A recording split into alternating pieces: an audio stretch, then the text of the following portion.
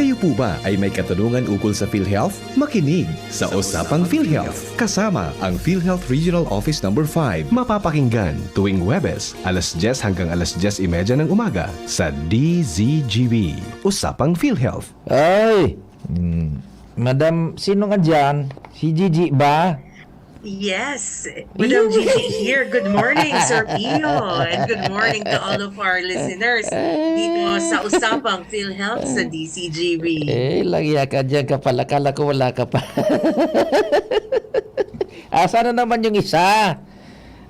Siyempre naman, Sir Pio, lagi naman kaming busy dito sa PhilHealth. Sunod-sunod ang ating mga activities para sa ating members. Kaya siyempre si Ma'am Larry ay busy din po para naman ang ating mga members ay makapag-avail ng mga benefits natin. Iniwan na naman tayo ng Miss Philippines na yan.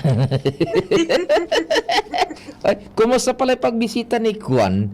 Ni Sec Verheri? Ano ba? Nakausap ba ninyo dyan?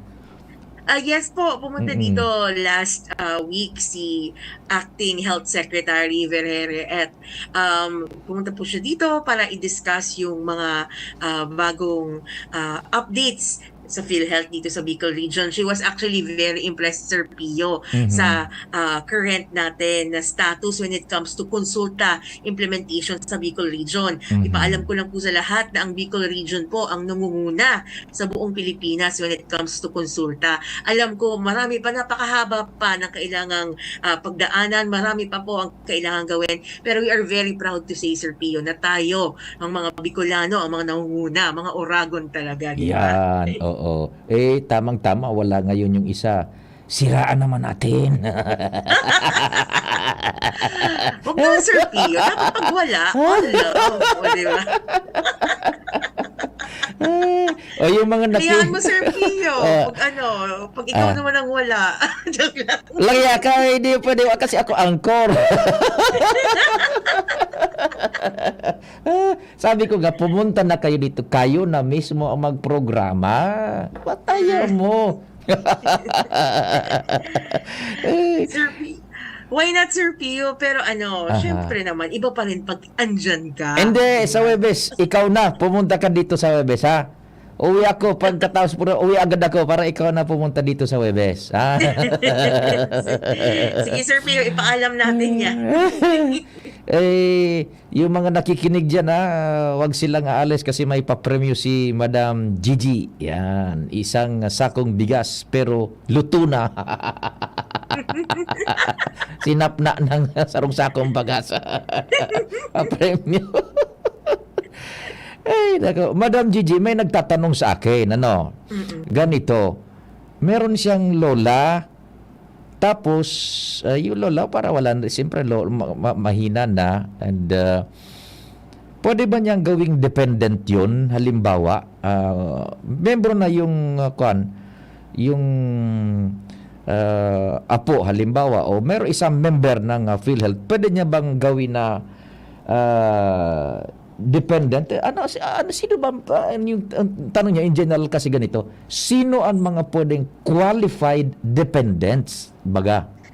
Yes po. So, in the past few weeks na pag-uusapan po natin ang mga senior citizens natin at ang kanilang mga benepisyo, lalong-lalo na noong first week of October, nagkaroon tayo ng Elderly Filipino Week. At alam naman po natin ang mga senior citizens, dahil sa RA 10645, ay otomatiko na pong mabibigyan ng PhilHealth coverage. Yan po ay para sa lahat ng senior citizens.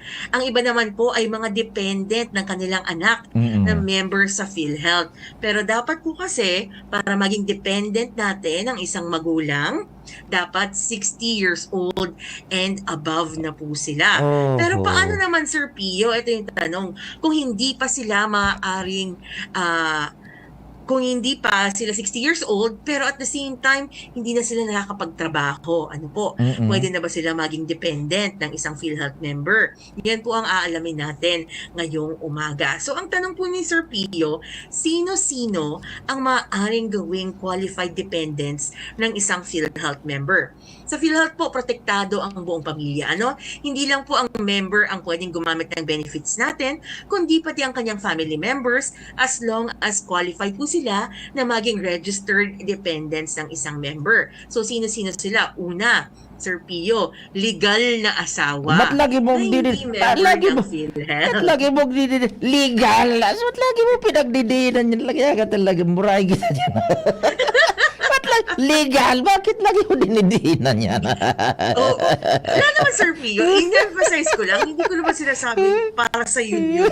Tama, di ba? Ikaw lang talaga yung nag-react. Pero yun po.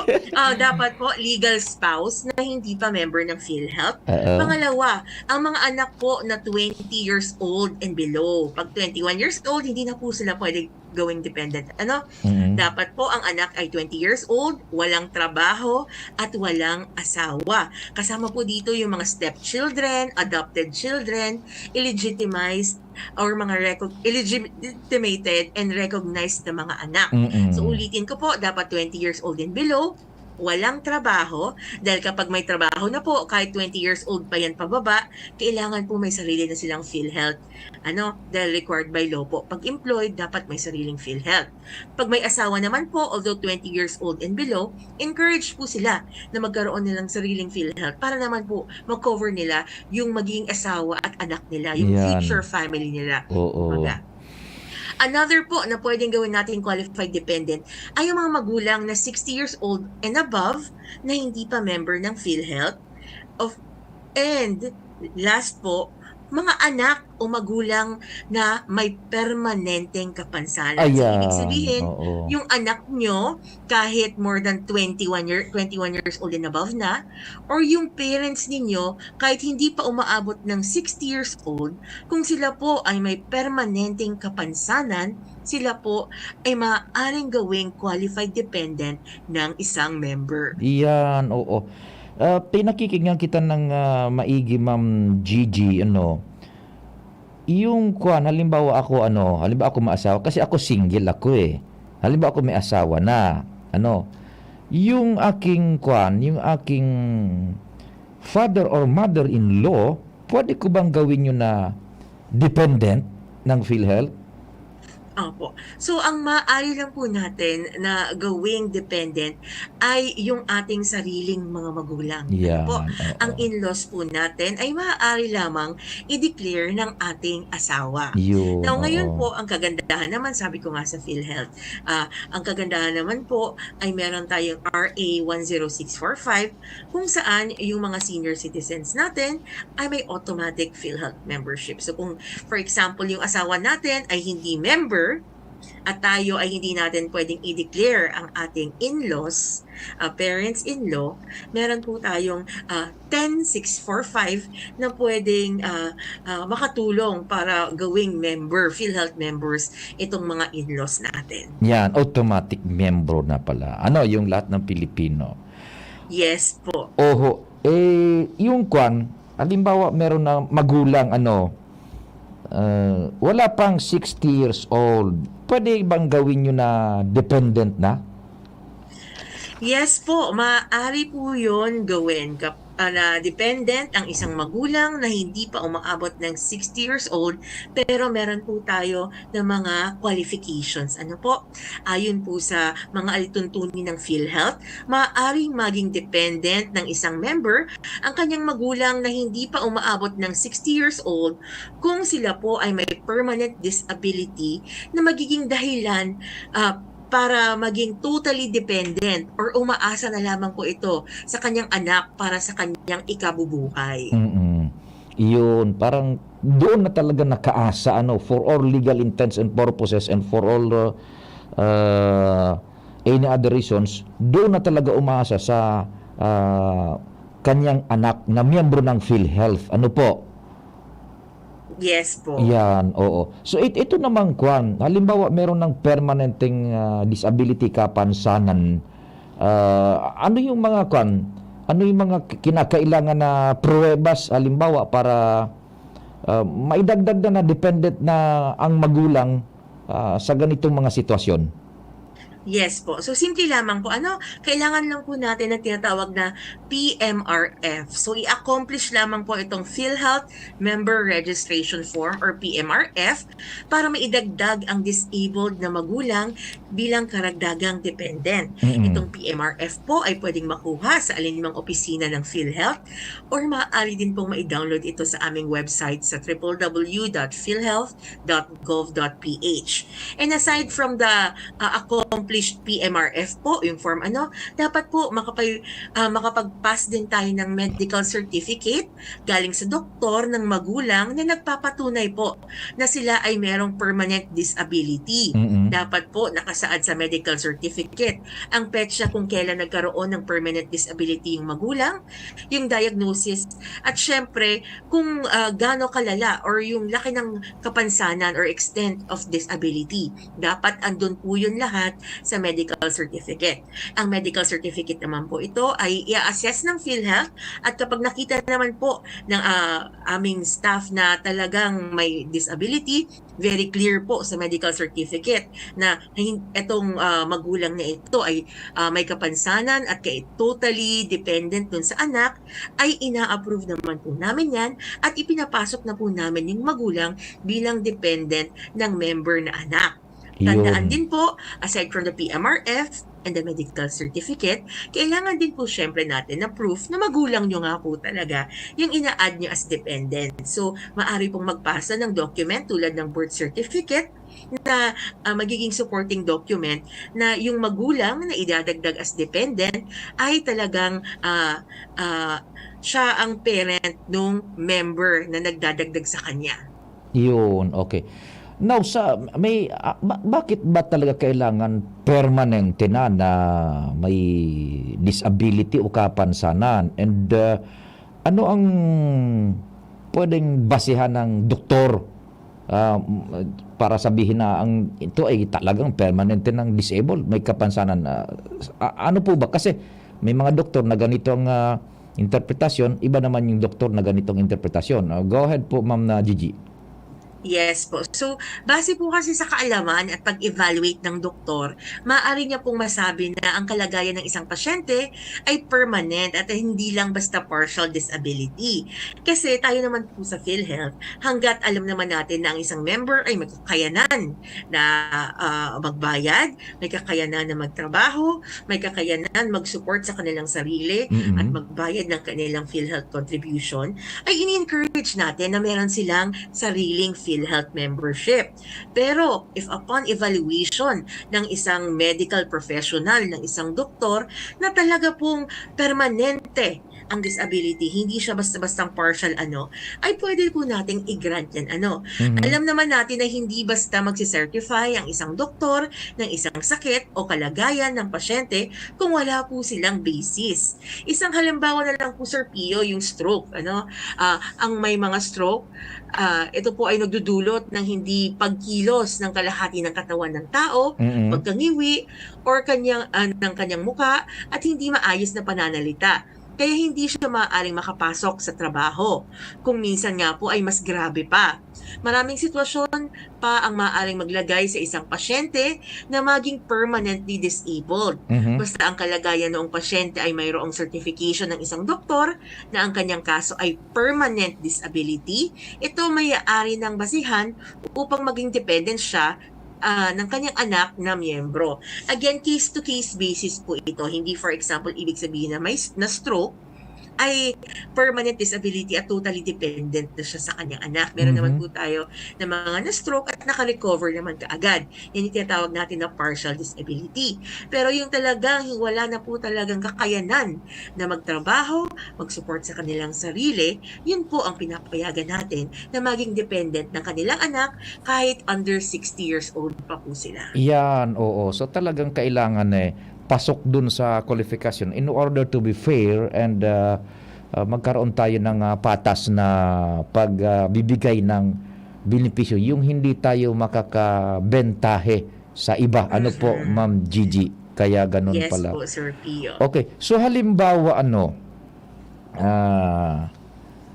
dependent na, qualified, yung ganun na nga, ano ang mga benepisyo na pwede niyang ma-avail? Pareho ba siya matatanggap ng isang ordinary member ng PhilHealth? Yes po, tama Sir Pio, pareho po ang benepisyong matatanggap ng isang member ng gano'n ang sitwasyon.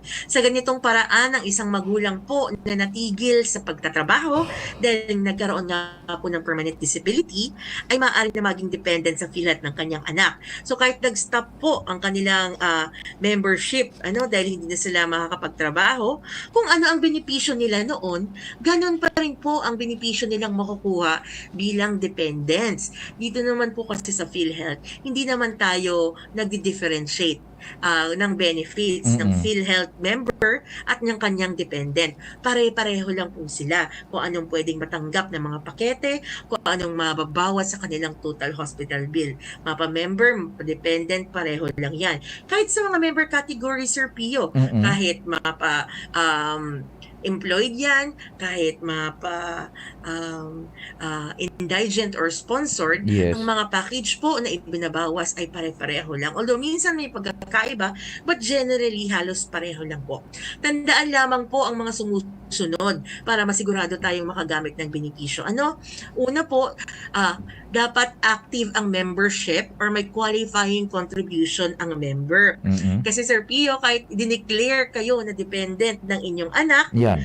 kung yung anak niyo na member ay walang qualifying contribution, hindi nakapagbayad ng kanilang premium sa PhilHealth, ay hindi pa rin naman po tayo makakapag-avail ng benefits. So siguraduhin po na may qualifying contribution.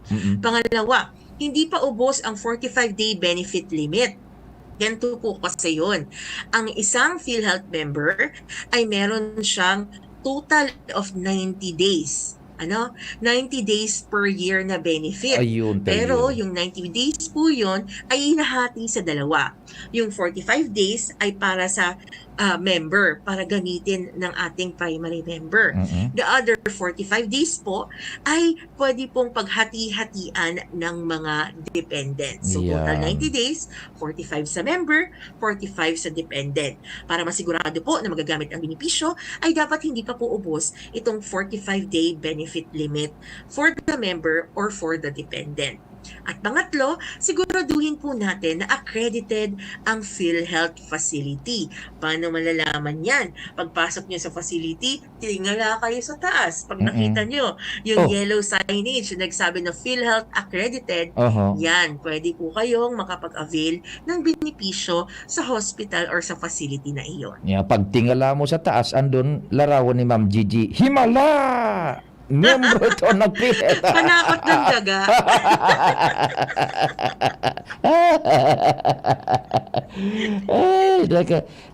Hindi naman natin hinihingi. Halimbawa may na-confine na parent na below 60 years old and na-confine, halimbawa, at nalaman niya na meron palang permanent disability. Yung confinement ba yun ay mababayaran ng PhilHealth? Yes. So, mababayaran po siya pero dapat ma-declare muna po siya as dependent ng kanyang anak upang maka-avail ng PhilHealth benefits. Kung meron po tayong i-update, babaguhin sa impormasyon or idalagdag ng dependent tulad ng sitwasyong ito, kailangan lang, uulitin ko po, mag-accomplish ng PhilHealth Member Registration Form or PMRF na maaaring ma-download sa aming website or makuha sa anumang opisina ng PhilHealth. Now, kapag mag-update po tayo, huwag natin kakalimutan, lagyan ng check yung updating or amendment box sa upper right corner nitong PMRF natin.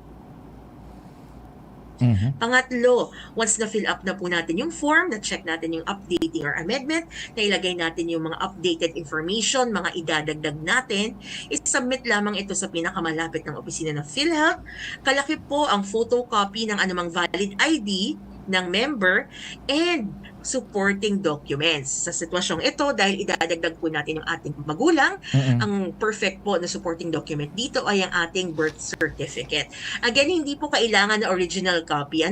Kahit photocopy lang po, tatanggapin na yan. Pero maganda rin po na dala natin yung original copy for verification purposes. Pero ang ipapasa lang po natin ay yung photocopy lang naman. Yan. At paalala din po, dapat po may maipakitang medical certificate galing sa doktor ng magulang na magpapatunay na ito ay may permanent disability. Napaka-importante po ng requirement natin na medical certificate. Dapat nakasaad po sa medical certificate ang petsa kung kailan nagkaroon ng permanent disability, diagnosis, at yung extent of disability ng pasyente. Ang medical certificate naman po ito ay i-evaluate ng PhilHealth at pag nakita naman po ng inyong magulang, although under 60 years old, ay may permanent disability, i-approve po yan para sila ay maging dependent ng ating member. And voila, miyembro na sila, qualified na sila. Ano? Yes. May tanong. Tatlo ang tanong una, nawala yung PhilHealth identification. May bayad daw pag kumuha ng bagong ID, parang replacement ID. Ano ba? May bayad ba? Opo. Wala pong bayad ang pagkuha ng PhilHealth ID. Ulitin ko lang po sa ating mga members. Uulit-ulitin ko to every program. Walang bayad ang pagkuha ng PhilHealth ID at MDR or Member Data Record. Mag-ingat po tayo sa kumakalat na online fixers na nag-aalok ng serbisyong ito. Patuloy po ang panawagan natin sa lahat ng PhilHealth members na siguraduhin po nating updated ang ating contribution at ating records para tuloy-tuloy ang paggamit ng benepisyo. Pero sa pagkuha po ng mga dokumentong ito ay wala pong bayad ang pagkuha ng ID at MDR. Kung may hingiin man po sa inyo ang opisina ng PhilHealth, yun ay ang inyong premium contribution. Pero kung mag-request ng ID, ng MDR, libre po yun. Nawala yung ID ko, request ako ulit, walang bayad yun. Ano? Naman, Sir Pio. Basta ikaw. Eto pa, may isa. Yung isang tanong pa dito, na-confine sa isang hospital na accredited ng PhilHealth. Parang hindi kaya doon. Hindi pa gumaling. Ini-refer sa ibang hospital naman. Pero ako din ng PhilHealth, pwede ba siyang maka-avail pa doon sa pangalawang hospital? Okay, ganito po kasi yun. Meron tayo na limit when it comes to that, na hindi maaring same ang diagnosis na i-claim sa PhilHealth for within a span of 60 days. Kasi nag-assume po tayo na kapag pinasok kayo sa isang facility, nabigay sa inyo yung buong treatment at na-resolve po, na-manage yung inyong diagnosis. Pag ganun po, maaari pa pong makapag-avail sa pangalawang hospital, pero maaaring ibang package na ang kunin natin or separate naman na diagnosis. Usually naman kasi po, pag ganyan, pag hindi kinakaya ng isang hospital, that is a complicated na sakit. So maaari naman pong makahanap tayo ng iba pa na package na ma-avail ng member. Pero kung pareho po kasi na case, say member within that span time period, ay maaari po yung ma-deny ng system natin. Yung system na po, automatically ang nagde-deny niyan. So ang advice ko po, ay in-inform niyo yung pangalawang hospital na nakapag-claim kayo prior to your confinement doon sa bago, ipaalam nyo kung ano yung na-claim nyo doon para maghahanap tayo ng alternative na diagnosis para yun ang ma-claim nyo naman po na case rate sa PhilHealth. Oo. Hospital A siya unang na-confine, accredited ng PhilHealth. Pero sabi ng doktor, ay hindi na po kaya kasi wala kaming fasilidad na dito. Sako na yan, sa sakit na yan. Doon sa isa pang hospital na accredited din ng PhilHealth, bukas ipadala namin kayo doon para doon ka na ma-confine para hanggang sa matreat ka kasi kulang kami ng facilities dito. The same na diagnosis, facility lang yung kulang, yung ekipahe lang yung kulang. Pero i-refer kita, sabi ng doktor, doon sa isa rin na hospital na accredited ng PhilHealth, maaari bang maka-avail daw sila doon ng benepisyo pa, over? Sige po. So kapag si Hospital A, outright naman po nagsabi na ililipat namin kayo kasi wala kaming kakayanan, meron tayong tinatawag na referral package. Referral package po ang i-claim ni Hospital A at yung diagnosis po, yung tunay na kaso, ay makiklaim nyo kay Hospital B. Ano po? Yan kapag yung outright nagsabi na although na-confine kayo, sinabi nila after a day na, sige, hindi namin kakayanin, ililipat namin kayo.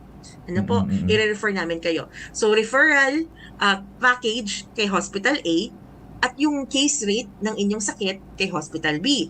Pero may mga situation din naman tayo, Sir Pio, na matagal ka na kay Hospital A, tapos na-realize ni Hospital A, mukhang hindi kaya or hindi satisfied si member or kanyang family members kaya naglipat kay Hospital B. Ngayon, si Hospital A magki-claim yan. Ano po, dahil nakailang araw kayo doon.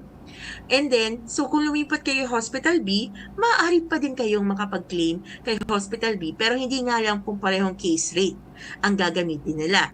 Kasi kung pareho po, outright denied po yan ng system namin. So, para hindi po magkagaroon ng ganon na problema, i-inform nyo po si Hospital B na galing kayo kay Hospital A para naman po hindi pareho yung i-claim.